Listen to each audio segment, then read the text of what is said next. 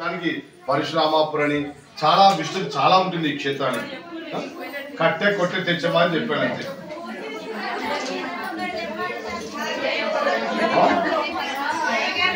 చెప్పండిరా.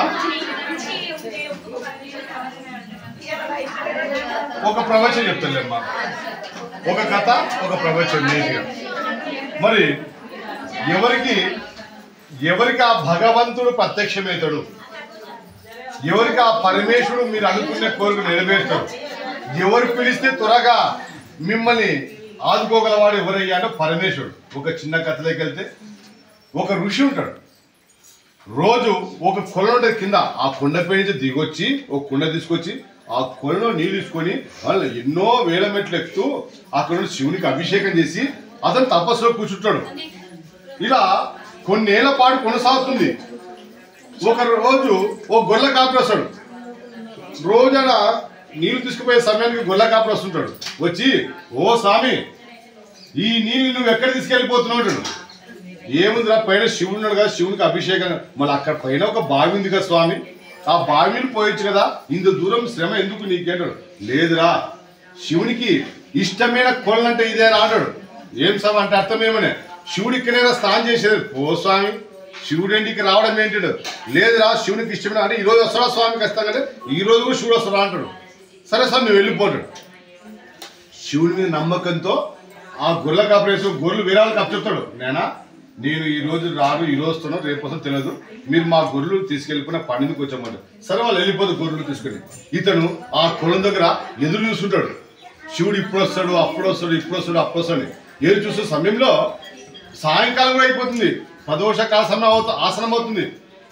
6 గంటల 6:30 సమయంలో, రా స్వామి, త్వరగా రా స్వామి, నాకు ఆకలేస్తుంది, నేను చూడాలనిపిస్తుంది.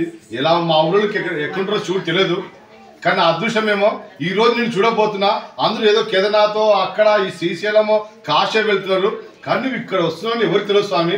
ఈ రోజు నీ అదృష్టవంతుని, నీకోసం కాసు రాయని చూస్తుంటే శివుడు వెంటనే అతను వీపు వెనకాల ప్రత్యక్షమవుతాడు. ఏమరా పిలిచినా అంటాడు. ఎవరు నువ్వు అంటాడు. నేను శివుని రాడు, ఇక ముందు రాడు. చెప్పండి, నేను శివుని రాడు. అమ్మ నువ్వు శివుని అయితే నిరూపించుకో, శివుని అయితే అంటాడు. ఎలా నిరూపించుకోవాలో చెప్పరా అన్నాడు. ఓ స్వామి, నాకు ఇవ్వడం తెలియదు కానీ నువ్వు ఇట్లా అని అతను చేయి పట్టుకొని శివుని ఆ పక్కన టెంకాయ చెట్టు ఉంటాయి, కొబ్బరి చెట్లు ఉంటాయి, ఆ టెంకాయ చెట్టు దగ్గర తీసుకెళ్ళిపోయి ఆ టెంకాయ పీస్ తీసి ఇక్కడ ఆగు స్వామి పెద్దాడు. ఇది కట్టేశాడు, చేతులు ఇంట్లో పెట్టాడు. పెడితే ఇంట్లో చేతులు కట్టేసి ఇలా కళ్ళ కూడా కట్టేశాడు. ఏం చేస్తున్నావు నువ్వు అంటాడు. స్వామి క్షమించండి, నువ్వు శివుడో కాదో నాకు తెలియదు, కానీ ఇక్కడ ఒక ఋషి గారు వస్తాడు. నువ్వు శివుడో కాదు, ఒక శివుడు అయితే నువ్వు ఇంటికి వచ్చు, నేను ఇంటికి వస్తా. స్వామి మా అతను వచ్చి గుర్తుపట్టసారి లేని అతని ప్రేమతో అలాంటి పరమశివుడు ప్రేమతో తల వంచుకుని పడతాడు. కొద్దిసేపటికి ఋషి వస్తాడు. ఓ స్వామి, ఇక్కడ స్వామి అంటే ఏమన్నా నన్ను పిలుస్తాడు గారా నువ్వు అంటాడు. లేదు స్వామి, ఇతను ఎవరో శివుడు అంటాడు, శివుడు స్వామి అంటాడు. యారా అంటాడు. ఆ చెట్టు కట్టేసాను స్వామి అండి. చెట్టు తాను తప్ప ఏం గమనించలేవే, వీటి ఏంది శివుడు అంటాడు అని దగ్గర స్వామి దగ్గర వచ్చుకుని చెట్టుకి ఆ తాడు తప్ప ఏం కమర్చలేదు. డౌట్ వస్తుంది ఋషికి.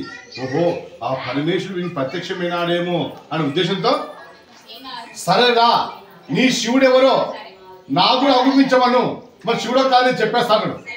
ఓ స్వామి, నువ్వేమో నాకు కూడా కనబడుతున్నావు, అతను కూడా కనబడగా మన శివుడో కాదు తెలిసిపోతుంటే భక్తుల ప్రేమతో టక్కన ప్రత్యక్షమవుతాడు. తల వంచుకొని జాటాజూటం, పెద్ద వెంట్రుకలు, ఉరిపిన వెంట్రుకలు, ఆ వెంట్రుక రోమాలు అన్ని చూసే లోపల ఒక్కసారిగా ఆ ఋషి ఆశ్చర్యం చెందుతాడు. ఆనంద బాష్పాలు రాణిస్తూ ఏడుస్తాడు గట్టిగా. ఆ ఋషి ఏడిసి, శంకర శూలపాణి ఖడ్వాంగి విష్ణువల్లభ, తండ్రి ఇన్ని ఏళ్ళకి నువ్వు ప్రత్యక్షమైనావా తండ్రి, కానీ నీవు పొరపాటు చేస్తావు స్వామి. నీ కోసం నేను 10 ఏళ్ళు కాదు, 20 ఏళ్ళు కాదు, 30 ఏళ్ళు కాదు, దాదాపుగా 42 సంవత్సరాలు ఘోర తపస్సు చేస్తున్నా. ఎప్పుడు తపస్సు చేసి నీ ఉనికి ఎక్కడ చూపించలేదు. ఎండకి ఎండినాను, వానకి తడిసినాను, చలికి వణికాను, శరీరం కుష్కింపు అయిపోయింది, కానీ నాకు ప్రత్యక్షం కాలేదు. కేవలం వీడు, ఈ గొర్రెల కాపరి వీడు కేవలం ఒక రోజు పిలిచే లోపల వీడికి ప్రత్యక్షం కావడం ఏంటి, ఇన్ని ఏళ్ళైనా కూడా నాకు ప్రత్యక్ష కాకపోవడానికి కారణం ఏమిటయ్యా సెలవించాడంటే మంచి అడిగా ఉంటాడు. నీవు తపస్సులే కూర్చునే తప్ప ఏమనుకున్నావు, శివుడు ప్రత్యక్షం కావాలంటే ఇప్పుడైనా సంవత్సరం పడుతుందో 2 సంవత్సరం పడుతుందో 10 ఏళ్ళు పడుతుందో 20 ఏళ్ళు పడుతుందో 50 ఏళ్ళు పడుతుందో చివరికి నేను చూస్తానో చూడలేను అని అపనమ్మకంతో కూర్చోండు. కానీ వీడు అలా కాదే, శివుడు ఉన్నాడు, ఖచ్చితంగా ఇక్కడ వస్తాడు, శివుడు నేను చూస్తా అని నమ్మినాడు. నమ్మితే సొమ్ము, నమ్మకపోతే దుమ్ము, అది శూతత్వం అంటామట. అంటే అట్లా అదే శివుడు ఏమంటే నమ్మకంగా మొక్కాలి. ఒక్కసారి శివుని గురించి మనం ఒక అడుగు ముందరికి శివాని ఎక్కడ నా భక్తుని 2 అడుగులు ముందరికి వస్తుండతాం. నువ్వు అన్నం తిన్నావా, నువ్వు అన్నం తినలేవా, నువ్వు స్నానం చేసినావా, నువ్వు స్నానం చేసినావా, నువ్వు స్త్రీవా, నువ్వు అలాంటి దానివా ఇలాంటి వాడివా అడగడు. ఆత్మశుద్ధి లేని ఆచారమేలా, చిత్తశుద్ధి లేని శివ పూజ అంటే నిర్మమైన మనసు ఉండాలి. పరమేశ్వరుడు పిలిచాలంటే నువ్వు స్నానం చేయకుండా పర్లేదు, నువ్వు స్త్రీ అయినా పర్లేదు, నువ్వు ఇంతకుముందు బయట ఏం చేసినావు తెలియదు, కానీ ఒక్కసారి భగవంతుడి ముందు నిలబడ్డావా నీ మనసు మొత్తం పరమేశ్వరుడి మీదనే ఉండాలి. శివ పంచాక్ష మంత్రం ఓం నమ శివాయ, ఓం నమ శివాయని జపిస్తూ ఉండాలి. ఒక్కసారి వీడు ఈమె నా మనిషి అని ఒక్కసారి పరమేశ్వరుడు డిసైడ్ అయ్యాడా నిన్ను ఎవరు ఎంతమంది ప్రపంచ దేశాలు ఎదురైనా కాపాడగలుగుతాడు. అంటే ఫర్ ఎగ్జాంపుల్ రావణ బ్రహ్మ అపారమైన శివభక్తుడు. ఎంత అపారమైన శివభక్తుడు, లేవగానే 3 కోటి శివలింగాలకి అభిషేకం చేసే తత్వం అతన్ని. మరి శివుడు అంటే మహాప్రాణం, శివుడికి అతనంటే చాలా ప్రాణం. అలాంటి సందర్భంలో ఈ రావణ బ్రహ్మ తన తమ్ముడు వరుసైనటువంటి కుబేరుడు ఉంటాడు కదా, కుబేరుడు అసమర్థుడు బలిని కాబట్టి తన్ని తరిమేశాడు లంకనగర్ లాక్కున్నాడు. అంటే లంక ఎవరికి ఫస్ట్ కుబేరుది. కుబేరుడు కూడా లంకనగర్ లాక్కున్నాడు. అంత పెద్ద లంకని లాక్కుంటే ఈ కుబేరుడు ఏడుస్తూ రోధిస్తూ అడవిలోకి వెళ్ళిపోతాడు. అడవి ఘోర తపస్సు చేసే పరమేశ్వరుడికి శివుడు ప్రత్యక్షమవుతాడు. ఏం వరంకాలో కోరుకున్నాడు, స్వామి నీకు తెలియదేంది, ఆ రావణ బ్రహ్మ నా లంక నాకు లాక్కున్నాడు, తిరిగి నా లంక నాకు ప్రసాదించని తండ్రి. మరి తదాస్తరాలు అంటేనే కానీ శివుడు నాయనా ఆ రావణ బ్రహ్మ నా భక్తుడు, వాడి జోలికి వెళ్ళకు, వాడు ఏది కావాలో తీసుకోండి, ఎందుకంటే వాడు నా భక్తుడు, నీకు అన్యాయం చేయను, లంకని మించి నగరం ఇస్తా, ఇంకా పెద్దదిస్తా, ఇంకా అందంగా ఉంటది, తనగానే సంపాదిస్తా, సరిపోతున్నారు అంతకన్నా కావచ్చు. చూడండి ఒక్కసారి పరమేశ్వరుడు వాడు నా వాడు అనుకుంటే శివలీలు ఎలాంటివంటే నీ పక్కన వేదవామ రూపంలో నీ పక్కన వచ్చిన వాళ్ళతో పరమేశ్వరుడు నీతో కబుర్లు చేసుకుని ఈ తీర్థయాత్రలు మీరు తెలుసా. మీకు భగవంతుడు ప్రత్యక్షం కావాలి, మీకు దివ్య జ్ఞానం కావాలి. ఈమె ఎందుకు అలా మాట్లాడుతుంది, దివ్య జ్ఞానం కావాలి. శివుడు వేదవామ రూపంలోకి వచ్చి నీతో కబుర్లు చేస్తాడు, నువ్వు భక్తురాలివి, కానీ నువ్వు గమనించలేకపోతే ఏం చేస్తావు, ఏం లాభం లేదు. ఈ రోజు ఏదో మెరాకి విచిత్రం జరిగింది, ఏ విషయం నిద్రపోయినప్పుడు అనుకో, శివుడు నీతో చర్చిస్తాడు.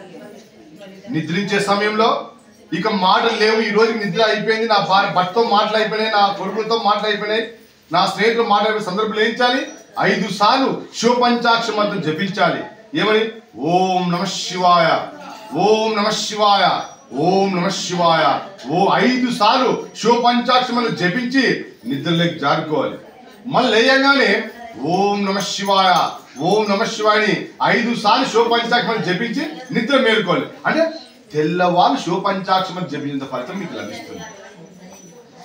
తీర్థయాత్ర విశిష్టత ఏమంటే మనిషి చనిపోయిన తర్వాత అష్టదశ ప్రాణం మొత్తం 18 మన గడ ప్రాణం చెప్తుంది. మనిషి పాపి చనిపోయిన తర్వాత 2 యమదూతలు వచ్చేస్తారు. ప్రతి ఒక్కరికి వచ్చేసి యమదూతలు ముళ్ళ కంచెలు దానితో కొట్టుకుని తీసుకెళ్ళిపోతుంది, తను కూడా తీసుకెళ్ళిపోతే నడిపిస్తుంటారు. ఆకలంటే అన్నం పెట్టరు, దప్పంటే నీళ్ళు ఆపరు.